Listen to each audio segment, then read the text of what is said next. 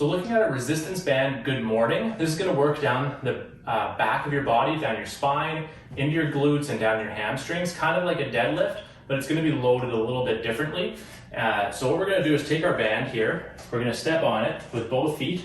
What we're going to do is bring this up, and we want to actually bring it across the back of our shoulders, okay? Now this is a little bit more of an advanced position, so if you do feel any pain or stress through the neck, or you find it hard to keep your chest up and your shoulders back, then probably avoid this one. But if you do feel fine with it like this and you don't feel it pulling too much on your neck, then what you're gonna do from here, keeping chest up, back nice and flat, shoulders back, and head up, you're just gonna do a bending hip hinge movement very similar to a deadlift.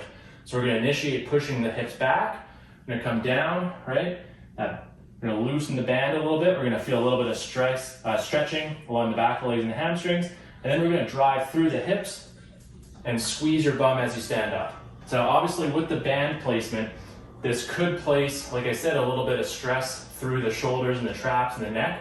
So if it does bother you, then obviously we'll have to find a replacement exercise, and obviously quit if you're feeling any stress or tightness up there.